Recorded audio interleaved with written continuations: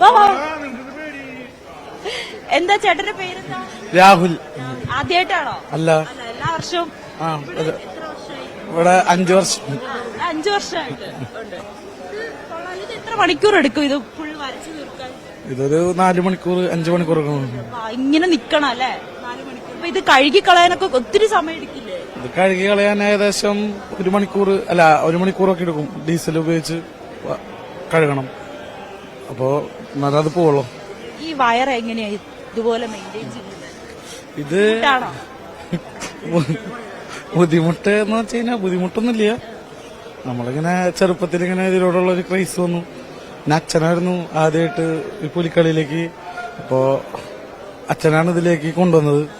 But ഒരു 4ാം ക്ലാസ്സിൽ പഠിക്കുന്ന സമയത്ത് തന്നെ ഇതിലേക്ക് നമ്മൾ ഒരു ക്രൈസിങ് വന്നു. അങ്ങനെ പിന്നെ നമുക്ക് ഇതിനോടുള്ള ഒരു ക്രൈസ് വന്ന് നമ്മള് തൃശ്ശൂര് 4 ഓണത്തിന് പുലിയായി ഇറങ്ങി. അങ്ങനെ പിന്നെ നമ്മള് അത് കഴിഞ്ഞ പിന്നെ കുറെ പുറത്തേക്ക് പോകാനുള്ള അവസരങ്ങളും എല്ലാം ഉണ്ടായി. അതുകൊണ്ട് ഇത് വന്നുകൊണ്ട് നമുക്ക് കുറെ കാര്യങ്ങള് കുറെ സ്ഥലങ്ങൾ കാണാൻ പറ്റി. പിന്നെ നമുക്കിങ്ങനെ ഇതിനോടുള്ളൊരു ഇൻട്രസ്റ്റ്, ആ പുലിക്കൊട്ടും ആ ചുവട് വെപ്പും നമുക്കപ്പം അതിനോടുള്ളൊരു ഹരം ഉണ്ടാവാണ്. അച്ഛൻ തന്നെയാണ് ഇതെല്ലാം പഠിപ്പിച്ചത്.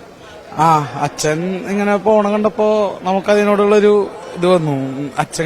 അച്ഛനായിരുന്നു ആദ്യം പോണ്ടായിരുന്നത്. അപ്പോ അച്ഛൻ ഒരു തവണ ഇങ്ങനെ സ്കൂളില് ചെയ്യാൻ പറഞ്ഞിട്ട് ഇങ്ങനെ പറഞ്ഞ അവിടെ നിന്നാണ് നമ്മൾ ഇതിലേക്ക് ഇറങ്ങാനുള്ള ഇൻട്രസ്റ്റ് വന്നത്. ടീച്ചർമാരായിരുന്നു ഇതിലേക്ക് നമ്മൾ പറഞ്ഞ്. അങ്ങനെ പിന്നെ മത്സരത്തിന് തൃശ്ശൂര് 4 ഓണത്തിന് ആദ്യമായി 5ാം ക്ലാസ്സിൽ പഠിക്കുമ്പോൾ ആദ്യമായിട്ട് വേഷപ്പെട്ടു. ഒരു 12-13 വർഷമായിട്ട് ഇപ്പൊ 22 വയസ്സായി. അപ്പൊ നമ്മളിപ്പോഴും ഇതില് ഇങ്ങനെ ഇതായി ഇരിക്കുന്നു. അത്രയ്ക്ക് ഇഷ്ടാണ്.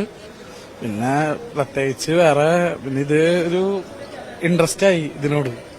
അപ്പൊ നമ്മളിപ്പോ എവിടെ പരിപാടി ഉണ്ടെങ്കിലും നമുക്ക് പോവാതിരിക്കാൻ പറ്റില്ല. അതുകൊണ്ട് അങ്ങനെ ഒരു ഇതായി അത്തച്ചമയത്തിനിപ്പോ 5 വർഷമായിട്ടിപ്പോ നമ്മള് കണ്ടിന്യൂസ് ആയിട്ട് വന്നിട്ടുണ്ട്. പിന്നെ അതുപോലെ തന്നെ പിന്നെ തിരുവനന്തപുരം നമ്മള് 5 ഓണത്തിന്റെ അന്നും അങ്ങനെ പോവാറുണ്ട്.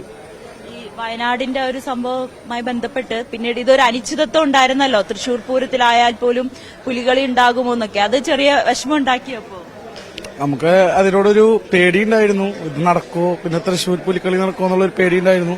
പക്ഷെ നമ്മള് അത് മറികടന്ന് നമ്മൾ നടത്താനുള്ള എല്ലാ തീരുമാനങ്ങളും നമ്മൾ ചെയ്ത് കോർപ്പറേഷനിലും അതുപോലെ തന്നെ ഗവൺമെന്റിന്റെ ഭാഗത്തുനിന്നും ഉണ്ടായിരുന്നു ഞങ്ങൾക്ക്. അതുകൊണ്ടാണ് നമുക്ക് ഇവിടെ പുലിക്കളി നടത്താനുള്ള ഓർഡർ കിട്ടിയതുകൊണ്ട് നമ്മുടെ പുലികൾക്കൊന്നും ഇതില്ലാത്തതില്, അതായത് ഒരു എന്താ പറയാ ബുദ്ധിമുട്ടില്ലാത്ത രീതിയിൽ ഗവൺമെന്റ് ചെയ്യാനായിട്ട് നമ്മളെ പ്രോത്സാഹിപ്പിച്ചു. അപ്പൊ അങ്ങനെയുള്ള ചെയ്തു തന്നെ ഗവൺമെന്റിനോട് ഒരുപാട് നന്ദി. അപ്പോ എല്ലാ വർഷവും വരും. പിന്നെ ഞങ്ങളുടെ ടീം എന്ന് പറയുന്നത് വിയൂര് സെന്റർ. ടീമിൽ എത്ര പേരുണ്ട്? ഞങ്ങളുടെ ടീമിൽ 51 പേരാണ്. ഇന്നത് വിയൂര് സെന്റർ എന്ന് പറയുന്ന 4 ഓണത്തിന് മത്സരത്തിന് ഇറങ്ങുന്ന ടീമാണ്. അവരുടെ ഇതാണ് ഉള്ളത്.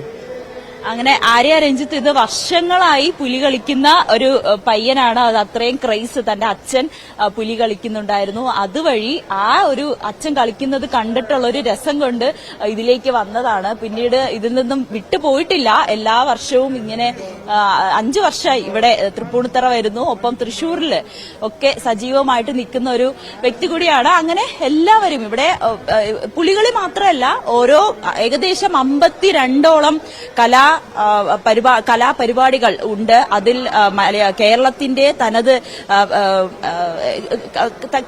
തന്നെ ഒരു തനത് കലാരൂപങ്ങളെല്ലാം കൂടി ചേർത്ത് ഇണക്കിക്കൊണ്ടുള്ള ഒരു 52 കലാരൂപങ്ങളുണ്ട്. ഒപ്പം ഈ പുലികൾക്ക് വയറാണ് പ്രധാനം.